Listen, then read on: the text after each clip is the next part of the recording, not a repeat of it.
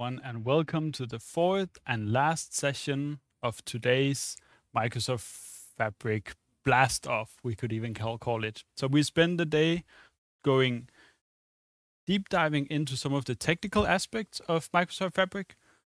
For those of you who are just tuning in here for the first time, we will do a short intro of what is Microsoft Fabric, just to catch you up and summarize. So don't be worried if you don't know what it is yet. Today here in the showroom, I have Henrik Kim, who is our CTO here at Fellowmine. So welcome here, Henrik. Thank you. Do you want to introduce yourself? Yeah, just briefly. Henrik Kim, Christensen, CTO here in Fellowmine, Denmark. I'm not an expert on this in this field, and I must admit I've been listening in on all the sessions this morning and afternoon. And yeah, I'm just happy to be here and maybe go through some of the questions, and then also reaching out to you listening in here. Please feel free to ask questions, and we'll try to pick them up along the way. Yeah. And I've prepared a session today about I will call the data-driven organization, which is a session about, well, end-to-end analytics in in Fabric, but also a session about what we should think about as an organization, our collaboration, and architecture around Microsoft Fabric. So I'm looking very much forward to this session, but I've invited you here today to ask me all those questions that a business leader out there may be sitting with and don't have the chance to ask.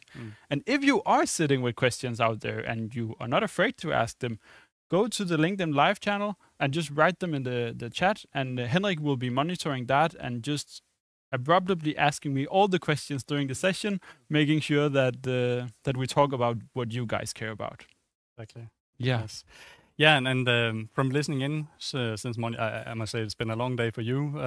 Also, maybe leading up to this day, a lot of stuff to gather and comprehend, I guess.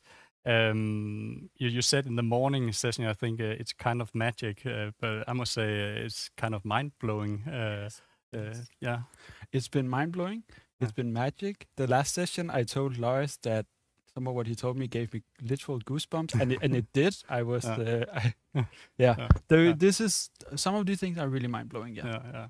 Now, an MVP in the field, so it's also, how do you say, amazing to feel your amazement and excitement about it. It really comes through. Yeah. One of the things I've been thinking about listening in the sessions, and also what I've been able to read up on, is that Microsoft quickly in kind of the first sentence jumps into talking about AI in the context of the Fabric.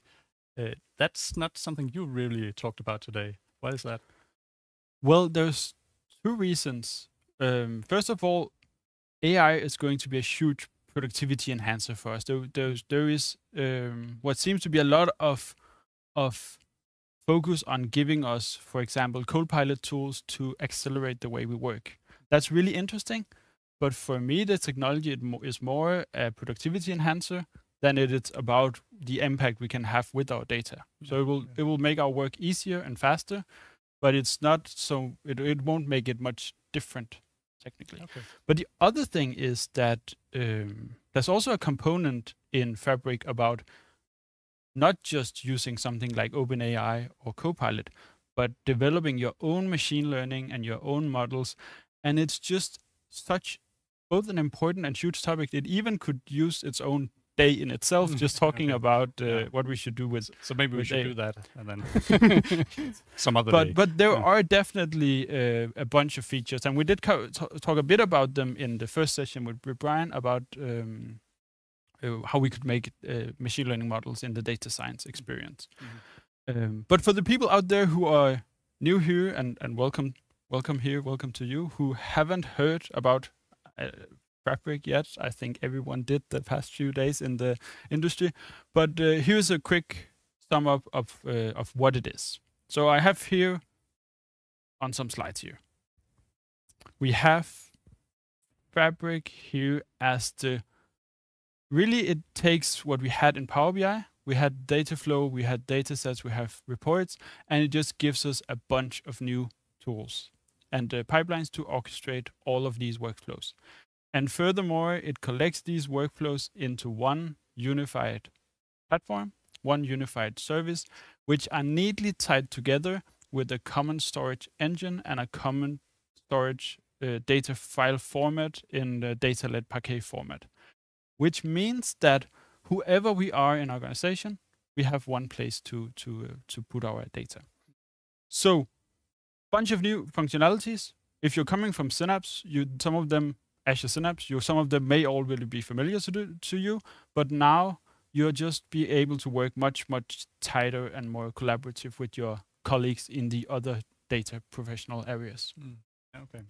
I think, and that sums it up. So we got the functionality for Data Factory, we got data engineering, we got data warehousing capabilities, we got data science capabilities, speaking of AI, we got real-time analytics, which is also in itself a really interesting area. And then, of course, we have the Power BI that we know and love. And all of that in one neat package for us to just use. I just had a brief conversation with one of my colleagues. Now he's coming more from the developer space, and he was like, Microsoft Fabric, what is that? Isn't there a Fabric already?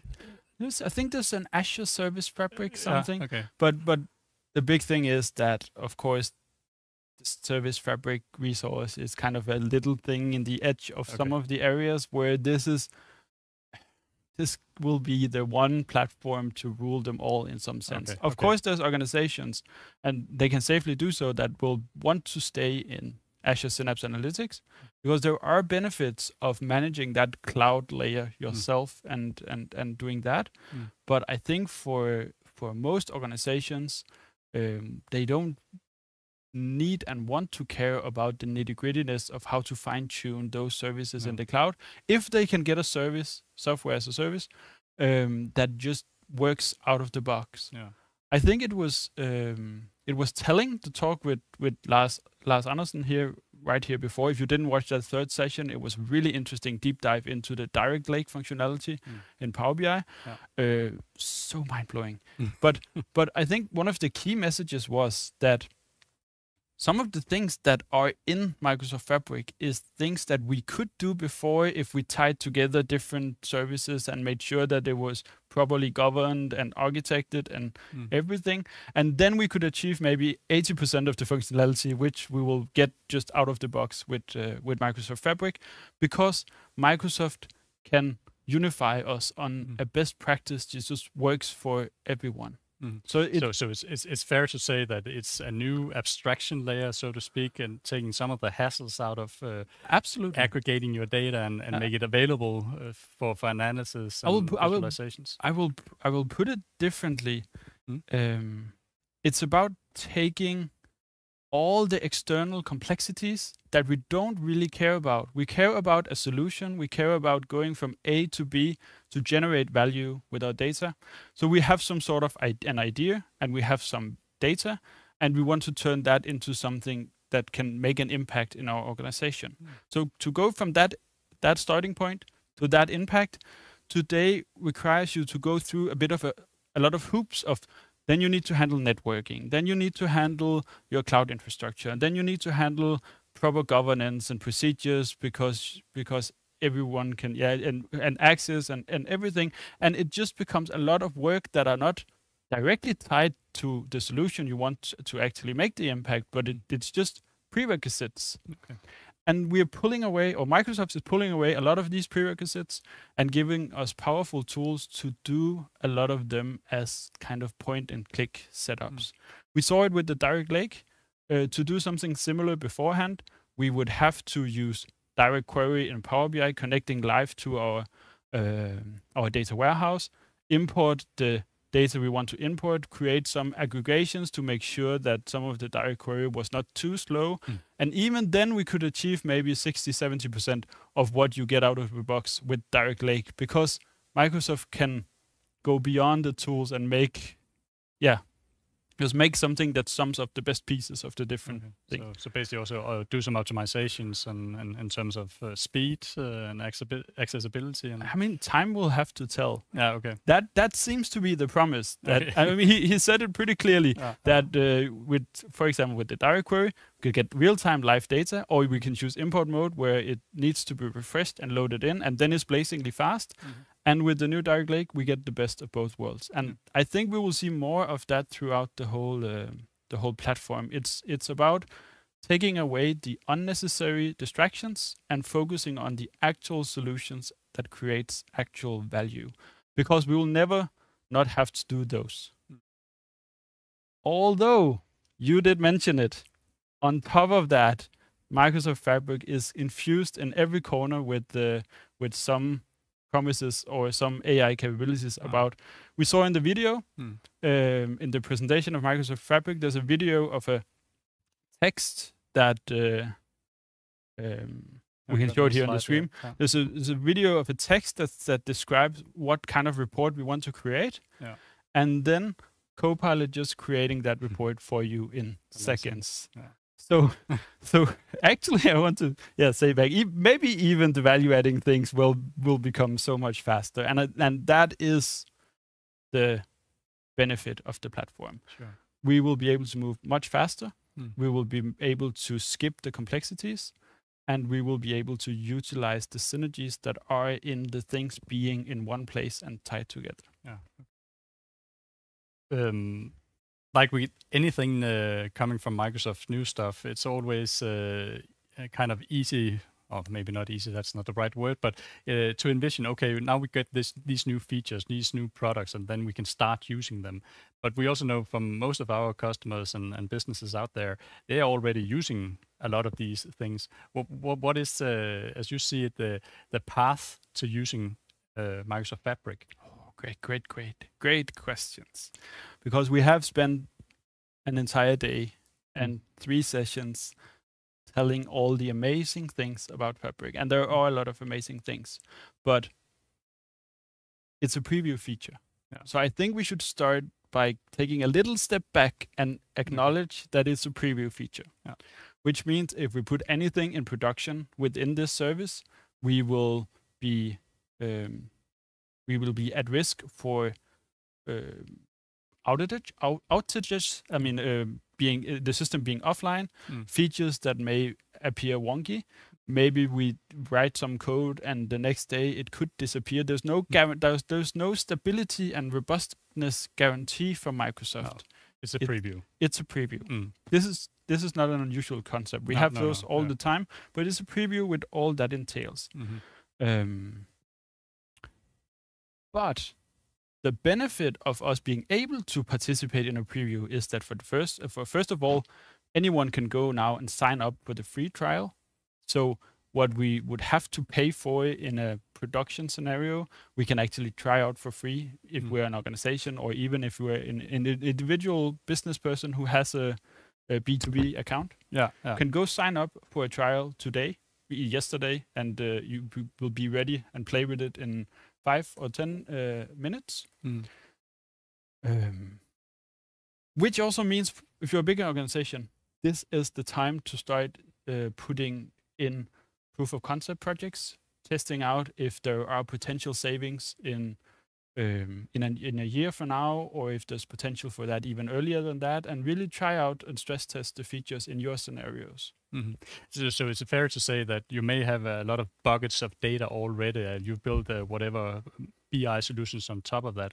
Why not have the benefit of using this preview to kind of connect to these already existing and then try out the new stuff? Absolutely. Not have your business rely on it, but see if it can benefit from it and learn from that. Absolutely. Okay. And so you're kind of building it alongside the existing systems. Yes. You're not intentionally upgrading existing system with no rollback plan. Exactly, and even better, because all of the experiences are known experiences from the Azure Synapse ecosystem, which means that you could even start proof of concepting in Fabric, but also keep building in Azure Synapse.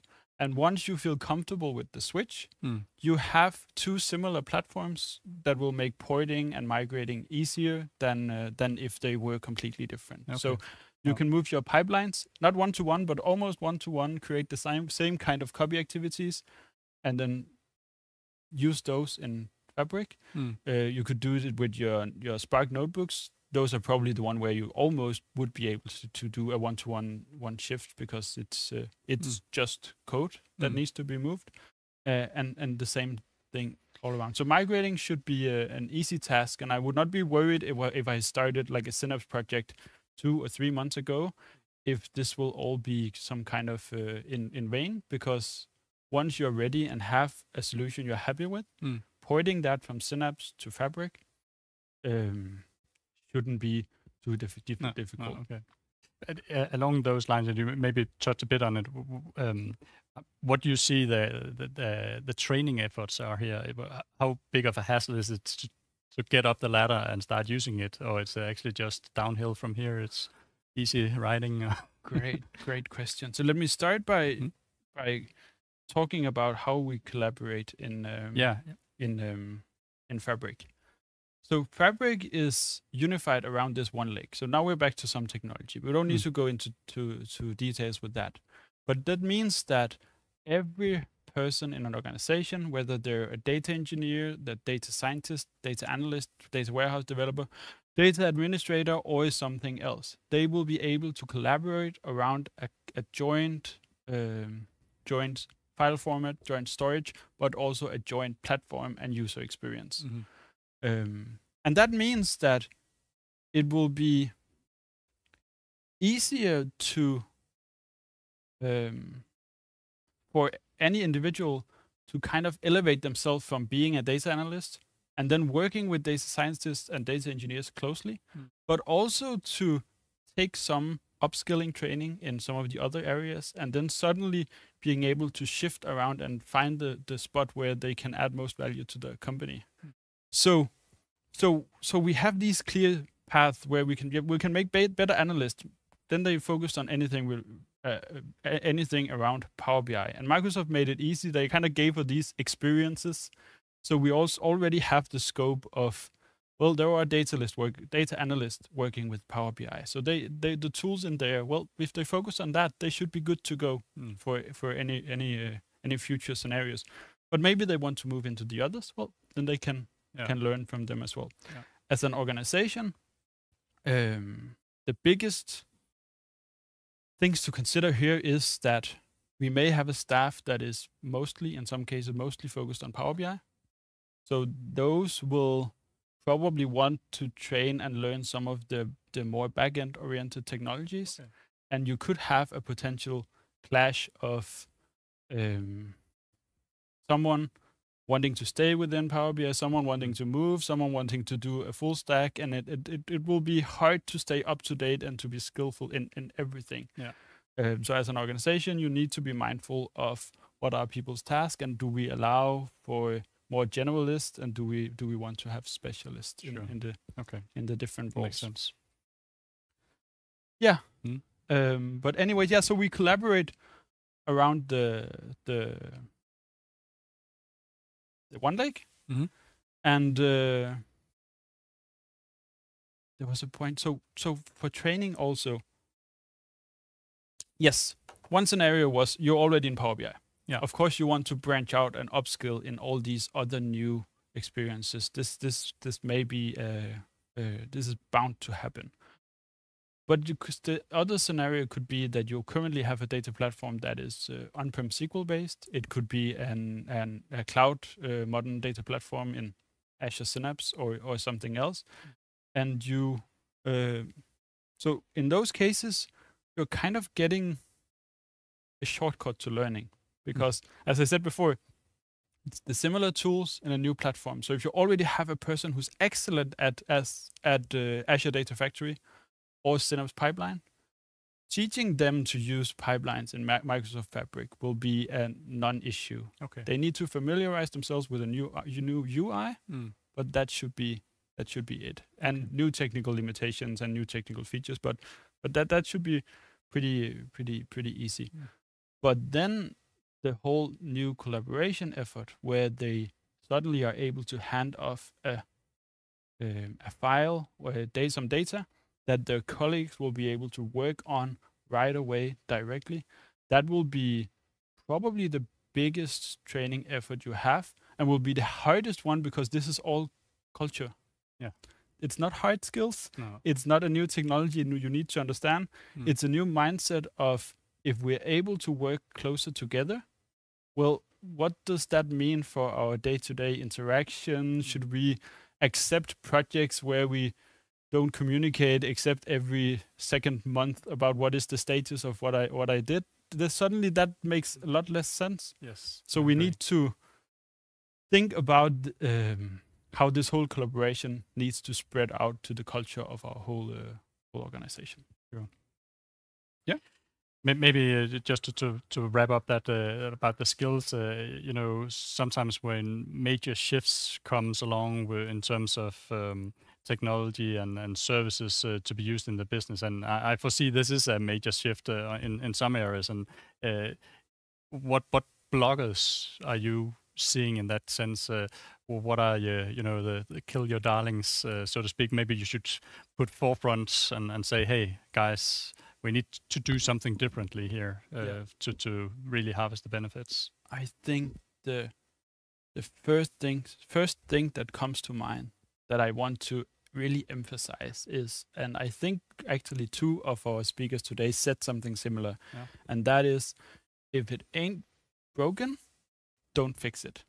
So if you have something that you're happy with, that works, that is stable, robust, adds value, there's no reason to tear down a solution tomorrow to build a new one in 2 days. That's an important point, I must say. Yeah. And I allude to this, that it builds on top of things. There's nothing about Microsoft Fabric that promises that we need to shift very fast, or that we need to tear down our old work, or that they will shut off the button of our current work. But there is a promise of future potential that we can start looking into and maybe consider for any new projects, if that should be placed in Microsoft Fabric or if it shouldn't. So it's more looking onwards. But for bloggers, I would actually go back and say, I like to compare what is happening now with Fabric. I like to compare that to what happened in the world of BI when Power BI was introduced the first time. Yeah. Because we kind of have a similar thing going on. When Power BI arrived, it was not superior to analysis service in any cases. It had a lot of features that wasn't there. So analysis service was the cloud equivalent to Power BI. And the reason in the Microsoft space. And the reason I want to compare them is that what happened with Power BI is that they had a strong cloud offering. They made an even stronger software as a service offering with Power BI. And well, history kind of tells what happened there. It was a very dramatic adoption for Power BI. But people who were already happy on analysis service, they didn't need to jump shift immediately because they had a robust working product. They could steadily and slowly wait for the point where Power BI was better in anything that they required, and then they can make that move. Yes. And today it's a no-brainer for me. I mean, if Power BI Premium is better than analysis service in almost all instances. There's so few niche cases where it's not. So now it's a no-brainer. But there's been a long period where the balance has been getting closer and closer. Whereas from the beginning, spotting that Power BI made sense even from the first day to be used for new projects. And I think we have a similar case here going on with Fabric. So I think it's about, as organizations, to think about what it means to move a data platform into a software as a service. Because inevitably, we're moving in that direction. Surely. Yeah. So that's your prediction. That's my prediction. So let's see how long it will take.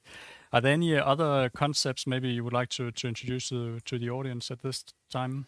Yes. So one thing that I find a bit curious, and I really like it actually. So my title is Principal Architect. And when I read some of Microsoft's communication here, they say, well, this has one architecture. So there's you don't exactly. So you don't need to think about all the architecting anymore because that is being done for you. Okay. And that's a promise. That's a prediction. So in some ways, Oh, sorry, wrong slide. So in some ways, I kind of tend to agree because, as I said before, some task of the architecting will be simplified. We will not have to think as much about networking or security or how to build systems of systems to make that work. Because in the future, we will just have components, administration settings, configurations that allows us to do this, which means a lot of what was before architecture becomes best practices. It becomes pure governance. It becomes administration. It becomes culture even. So I think the role and the concept becomes a bit more soft in a sense. But that doesn't mean it disappears, because we still have the solution layer where we need to go from an idea and some data to a solution. And to be able to pick the right tools for that task, bound to stay there. And the how do you say that? The need to then structure what are our governance? How do we allow people to create a warehouse or to create a lake house? And how do we allow them to move data from A to B? And who should be allowed to do that? How do they need to have access to this? And all of these questions, well, that's only going to be higher focus, because we suddenly have a platform where something that took maybe 3 months, 4 months, 6 months, creating a data lakehouse, can be done within 3 clicks of a button and waiting 10 seconds. Sure. Which means if we don't think about governance and we don't think about control or administration, that means if we just give people full access to everything, that means within a day we're probably going to have hundreds, thousands of warehouses and lake houses. Exactly. And that was actually also one of my thinkings here during this morning and afternoon. I've been in the Microsoft industry for 30 years now, and every time Microsoft introduced new technologies, it's within a couple of years it ended up in me speaking about governance around that technology or that service, starting with SharePoint, Microsoft 365, Azure and that's just blowing up, right? But you're saying you actually also make the argument here that really applies here as well. How to govern this, and then you can of course start a discussion about what is architecture and do we need the architect still, but still someone needs to think about this. The role is going to change. Surely, and at least and the work, the implementation part of it, but someone needs to sit down and think holistically about how are the tools used, not for one specific use case, but how are they used across the whole organization and with collaboration with other organizations and all that. Yes, that is definitely something that will be. And inherent to talking about data is also talking about confidentiality, authorization, who has access to what, and so on. I understand that maybe the technical part about authenticating and authorizing, you just use your Microsoft 365 account to access these reports and seeing the data, accessing the tools of the whole fabric, but what are you allowed to see? Exactly. And I think we are yet to see what Microsoft is going to communicate specifically about this. I think also we are yet to see what will we get for and how granular control are we getting in respect to security.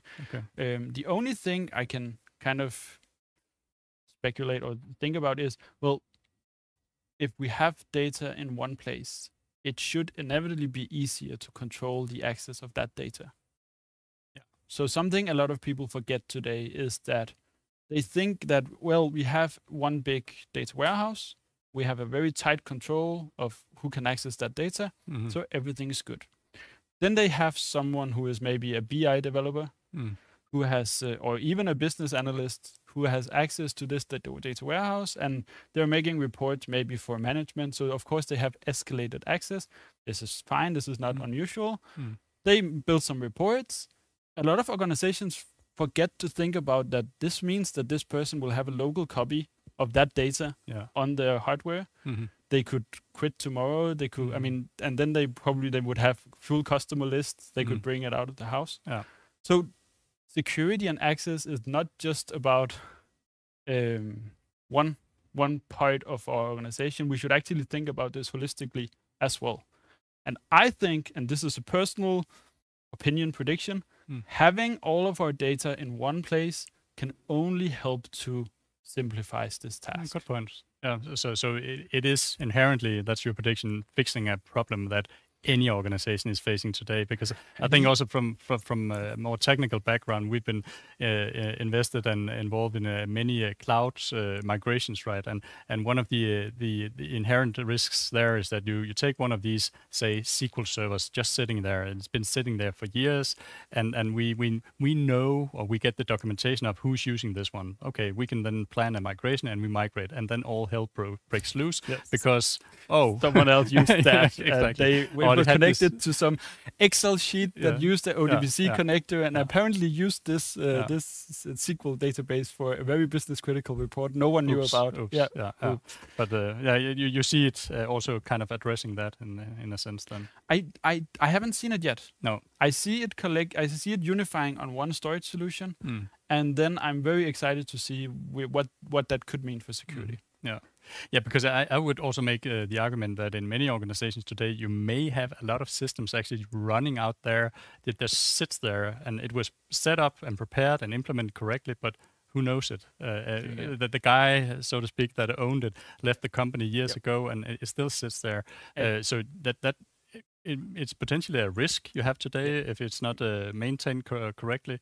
But then moving into this new future of the Microsoft Fabric, are we able to control that better? Will we announce an owner of each and every data source in a logical manner that we set up? Not much yet. What we do know is that there is at least one thing that's introduced, which is domains. So there will be a grouping of workspaces that can have some more overall controls, but what exactly that will mean and how it can be used, we don't really. That's one thing to look out for. Then it's definitely one thing to look out for. And I would say I'm so excited, but I'm also worried about a future where we will see today when we visit an organization. Sometimes we will find what we jokingly can call like spaghetti data models, data models that were built in very good faith, but then built, and then something was added, and suddenly we have like a spaghetti bolognese of things pointing to each other. So my worry is that will we in a few years' time also see organizations that has spaghetti data warehouses with things just pointing uncontrollably to each other? Circular references. Even then, I mean, one lakehouse using one as a source, but then writing. Oops. So we do need to look into how do we solve this in the future, because today if we visit a project and some organization may have 10 different data solutions that are kind of not unified and they're used sporadically, well, then we call that messy. But in a Microsoft Fabric future, 10 different data warehouses is really not a lot. I mean, we are going to see solutions with hundreds, even thousands across an organization. So we are going to need tight governance. Yeah, I see a comment here from one of the listeners, Klaus Torning, saying a lack of competent Fabric administrators will be a blocker if you start using Fabric and OneLake. So start skilling up your Power BI administrators. Absolutely. Absolutely. That's a good one. Absolutely. Good. Now, we said that it's now out in preview and you can start using it, and there's no, I think you even said it, there's no cost to doing that. But we can't talk about this really, can we, without saying, okay, what is the cost of this? What? Good question. I don't have an answer. But I say once again. but I have what we have. So I visited the Microsoft official documentation. Yeah. And what I did, let's be honest, I went to Google and I wrote, what does Fabric cost? No. And I got into a page that said, buy Fabric. By Microsoft Fabric, and found in the documentation the actual purchase detailing of Fabric. I didn't find any prices though, not yet in the calculator, not yet in this page, and not in the Office 365 center yet. But what I did find was some info about the new capacities. So in a new Fabric future, we will have Possibly some new SKUs, no, some SKUs. Yeah. Which I can see there's a little star, so there may be a subnode in Microsoft saying subject to change or something. Could be, but going from F2 to F4 to F8, and this is based on a concept called capacity units. Yeah, we heard about that before, right? In capacity units. In Synapse, we also had Synapse capacity units, yeah. Okay. But now it's Microsoft Fabric capacity units, and I don't think they necessarily compare one-to-one. No, okay. But it seems like they're aligning them with the current Power BI SKUs, so we can compare if we have a P1 today, that would be an F64 tomorrow. Yeah. So take a guess of why this makes me very happy looking at this chart. You may not be able to, but there's something here I'm noticing that makes me very, very happy. Okay. Please. The smallest Power BI premium capacity today is F64. Okay, yeah. So all the times we had talked about Power BI Premium is awesome, but it's too expensive to get started. Yeah. Looking at this chart, so I still don't know prices, but I do see capacities being a 32, divided by 32 of the size of the current capacity. Yeah.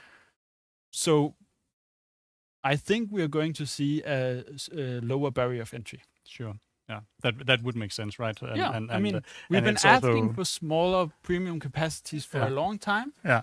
And this shows me that we're getting that. And you could basically hope that also the bundling user licenses also creates a pool of capacity to be used then, maybe.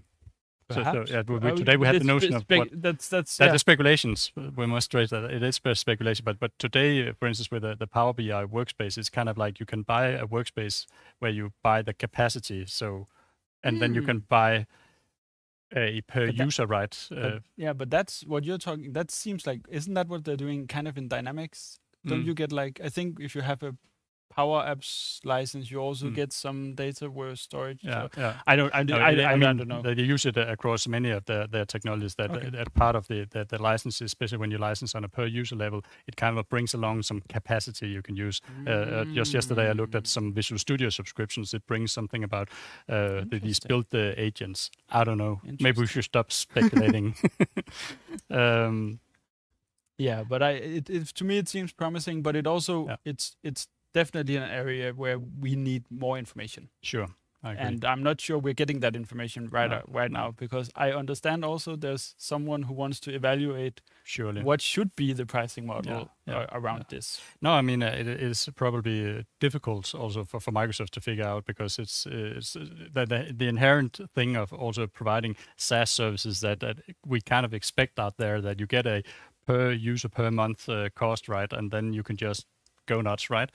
So what is the variable here? I guess everyone needs to figure that out. Yeah. Again, the session before this session was really interesting, also for me, looking from the outside, not being may I call it a data nerd. Yes, absolutely. But one of the things I've been struggling with in my day-to-day work is actually a setup where we would like to see some real-time data presented through Power BI. Is that something you see improving in this next generation of a setup? Absolutely, and you should have caught Brian going out of the room here earlier before, because Brian is in my view, he is Mr. Real-time data. Yeah. He's been digging deep into what can we do with these new tools and everything. But one thing that do come to mind is that we are getting a bunch of new easy streaming capabilities. So we have the new event stream, which allows for point and click loading of streaming data and then delivering that data to a streaming database, but also to a lakehouse and probably even more. But you should definitely have a chat with with Brian, because he knows all there is to know about about this thing.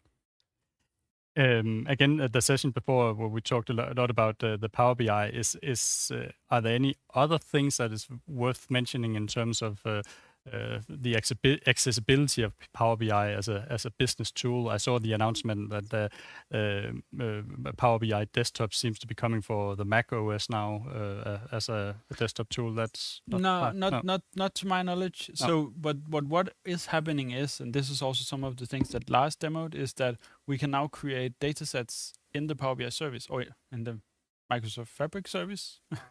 We can create Power BI data sets there.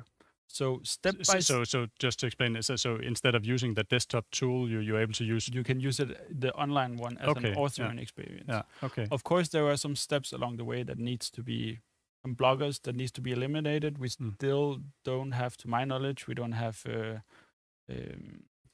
code versioning or version control of what we are developing and changing in the service.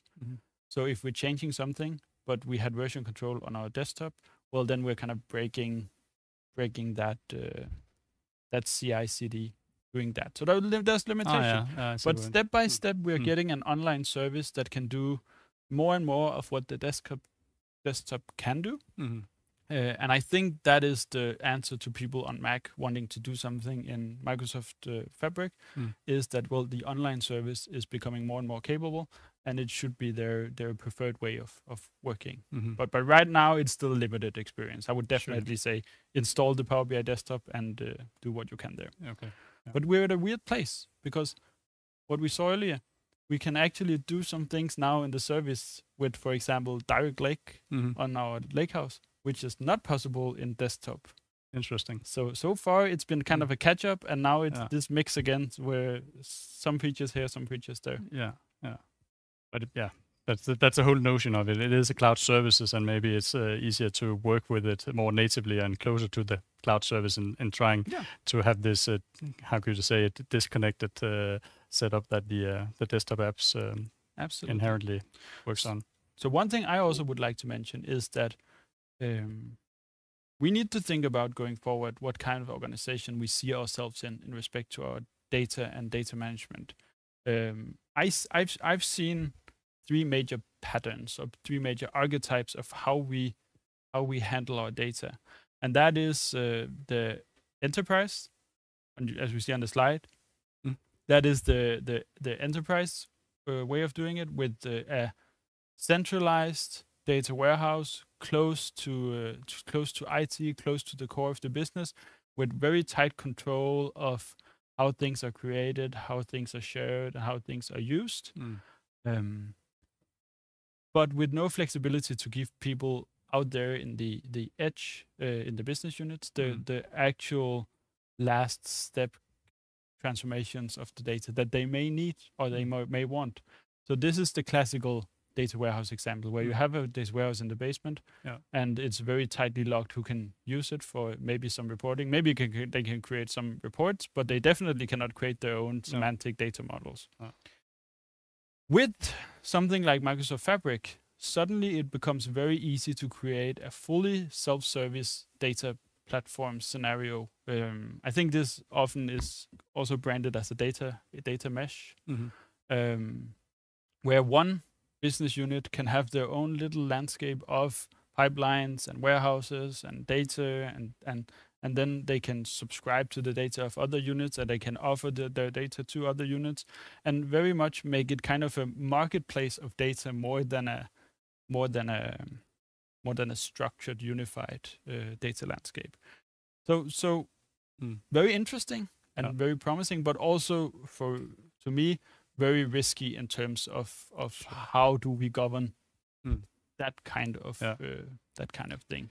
And then finally we have which also is on the slide, the hybrid model, where we try to take the best of both worlds. There is some robust, refined data sets and data pipelines and things in the core, and we can offer that out there in the periphery to the individual contributors, and they can maybe take that, change it a little, use it for a specific reporting, maybe push some of the data back, but in a more controlled manner. So I think as an organization, we should also look inwards and think, Do we want to be a very tight control organization?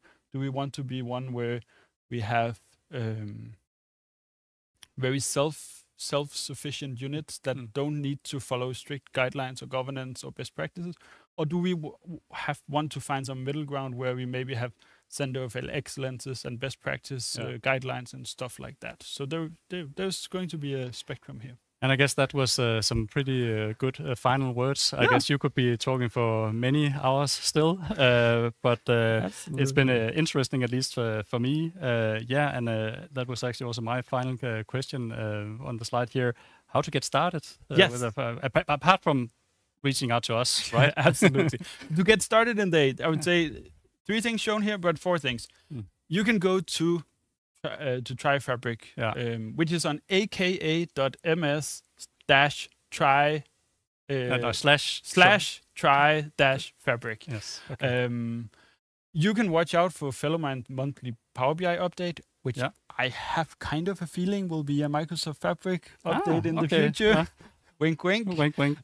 Or you can connect with me and Brian, our data platform MVPs. We're more than happy to have a chat or a talk about what you're wanting to do with it. If you have any questions, confusion, everything. I mean, we're data nerds. If you want to nerd data with us, reach out. Yeah. And finally, of course, you can also formally reach out to you, Henrik Kim, or to anyone in Fellowmind if you want to do more of a formal collaboration about a great proof of concept idea or something like that. So don't be a stranger and reach out if you have any questions. And I've enjoyed having you here as a guest today. I hope you learned something today. I certainly did. It's been a blast. And it has. Thank you for joining. And thank you for joining. And I just hope you enjoy your day and stay in touch. Bye for now. Bye.